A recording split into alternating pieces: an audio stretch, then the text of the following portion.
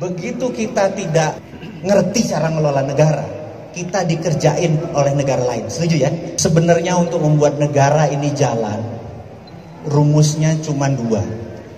Kalau Mas Fatur Anda jadi presiden, Mas, dua aja kebijakan Anda begitu hari pertama Anda jadi presiden. Nomor satu, buat kepres ke peraturan presiden, siapa saja yang ngeluar uang ke luar negeri tanpa beli barang apa segala macam, penjara 2 tahun, Mas. Itu namanya flight capital.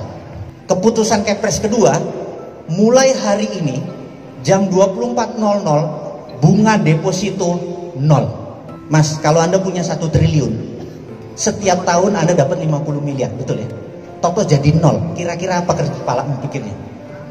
Apa yang kamu pikirkan kalau deposito bunganya 0?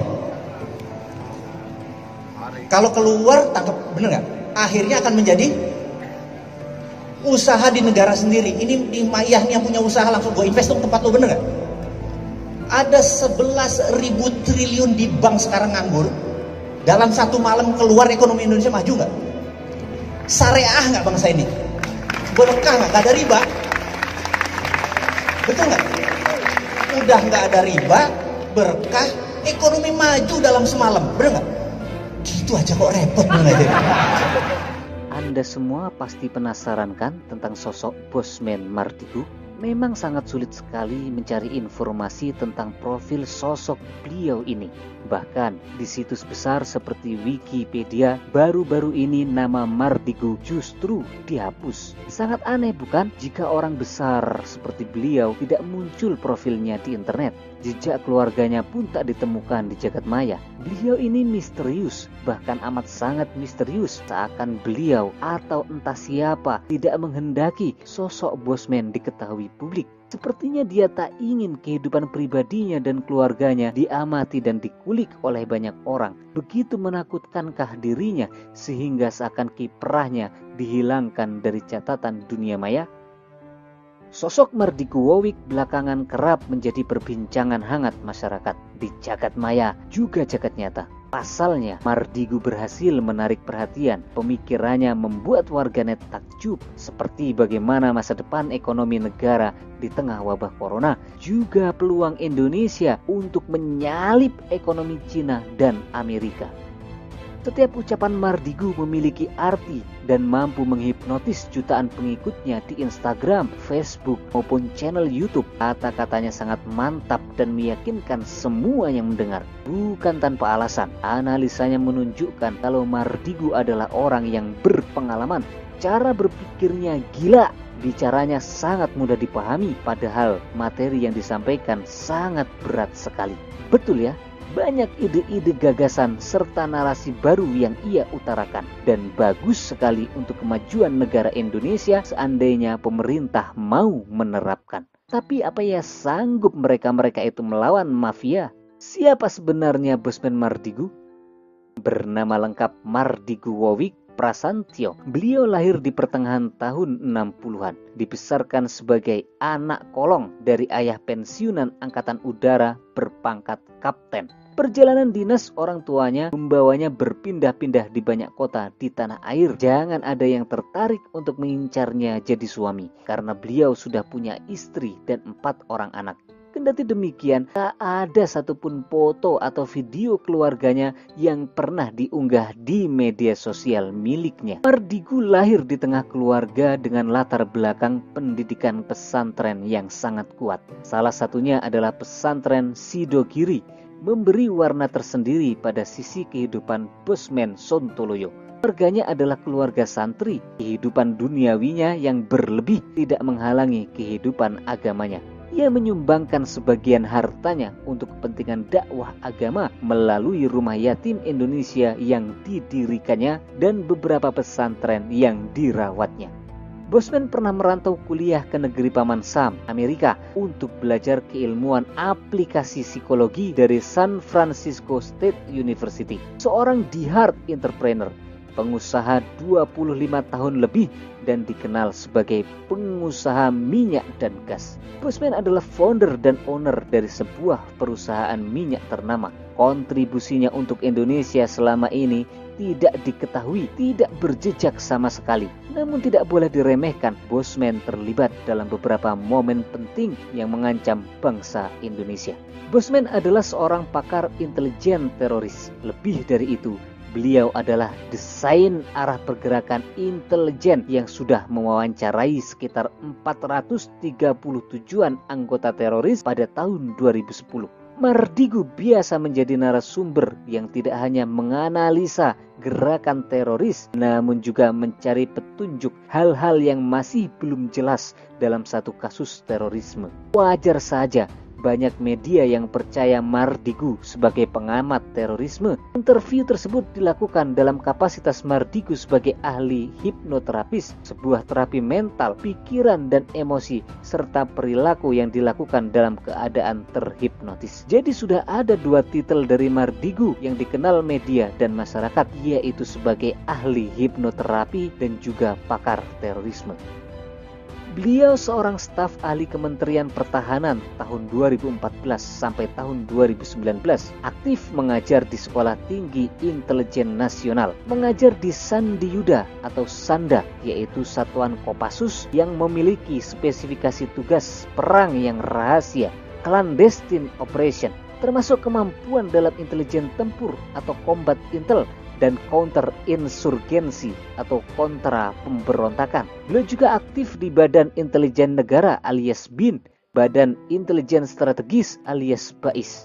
Kendati demikian, beliau tak sudi menjilat kepada pemerintah. Ia tetap kritis menyikapi kebijakan yang tidak pro keadilan dan tidak mensejahterakan rakyat. Materi soal geopolitik, geoekonomi, dan geostrategi sudah di luar kepalanya. Masalah internasional, apalagi nasional, dengan begitu mudah diurai olehnya. Mardigu meyakini bahwa dunia ini dikendalikan oleh segelintir orang yang punya kepentingan atas kebutuhannya sendiri. Ini bukan tanpa bukti, namun berdasarkan riset dan analisanya yang ciamik, didukung hobinya membaca serta diskusi dengan tokoh-tokoh besar dunia.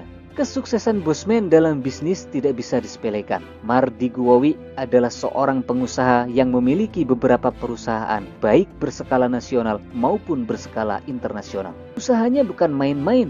Beliau bergerak di bidang minyak dan gas. Mardigu pernah berseloroh, seandainya dia usil mematikan keran pipa gasnya di Singapura, maka separuh dari Singapura akan gelap gulita karena mati lampu.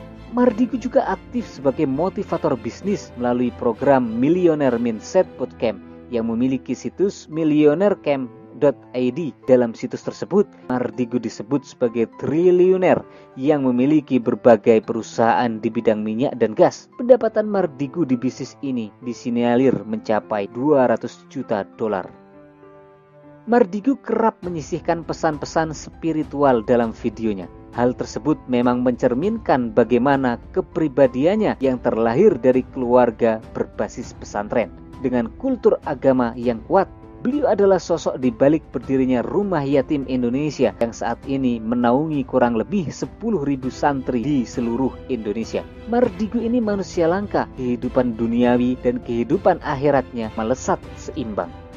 Mardigu juga yang melahirkan Sironium dan menjadi cryptocurrency pertama Indonesia. Sebelumnya tidak ada pengusaha ataupun startup company Indonesia yang secara terus terang menerbitkan uang digital. Sironium adalah mata uang digital yang memiliki aset jaminan berupa koin dalam bentuk fisik. Dari jaminan koin fisik ini diproyeksikan Sironium akan menjadi aset investasi yang lebih stabil, terjamin dan melindungi modal yang ditanamkan oleh investor. Pada awal kemunculannya, Sironium mendapatkan peringatan keras dari Bank Indonesia dan Otoritas Jasa Keuangan. Namun akhirnya disetujui karena keberadaannya terbukti bermanfaat. Dengan adanya produk Sironium ini, Mardigu ingin menggerakkan 10.000 usaha kecil dan menengah dalam bentuk pinjaman tanpa bunga. Sironium ditunjukkan untuk memberdayakan para pelaku usaha. Perusahaan ini akan membantu memodali, mengedukasi, dan mendorong mereka untuk terus menjadi lebih baik,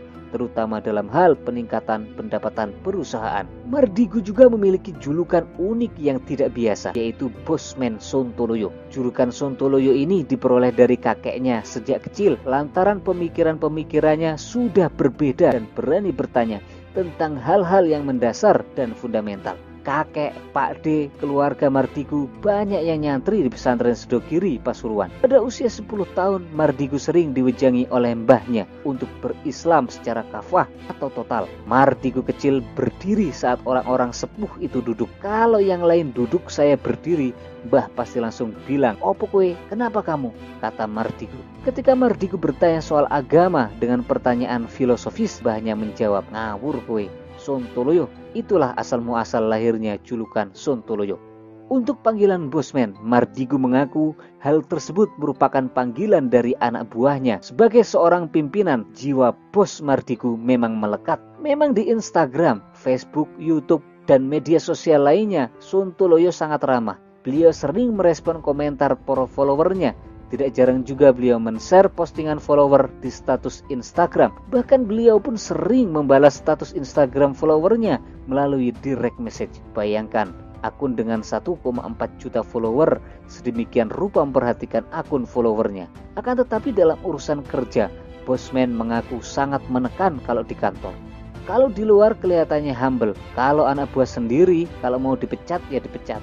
Bosman sangat dekat dengan karyawannya, bahkan sampai menganggap mereka adalah keluarga. Konon suatu ketika perusahaan yang dimiliki terkena imbas peraturan yang tidak memihak. Bosman tidak sedih karena itu hanya satu di antara sekian perusahaannya. Dia sedih karena keluarganya, yaitu karyawannya, kehilangan pekerjaan. Namun kita layak bersedih karena sepertinya Bosman Sontoloyo ini sampai saat ini tidak berminat untuk terjun ke dunia politik praktis. Beliau akan terus memainkan bidak-bidak catur politiknya sebagai sosok shadow alias bayangan. Dia akan terus memberikan kontribusi untuk negara dan bangsa ini sebagai pemain belakang, sebagai sosok misterius Bosman Mardigu Sontoloyo yang sekarang. Hingga sampai waktunya tiba, ucapan Cak Nun alias MH Ainun Najib akan terbukti. Akan lahir pemimpin negara dan bangsa ini, sosok yang tidak dikenal namun memiliki kompetensi yang maksimal, akan membawa Indonesia menjadi negara adil makmur loh jinawi, baldatun thayyibatun wa rabbun ghafur. Apakah Mardigu Wawi Prasantyo orangnya, ataukah malah Anda orangnya?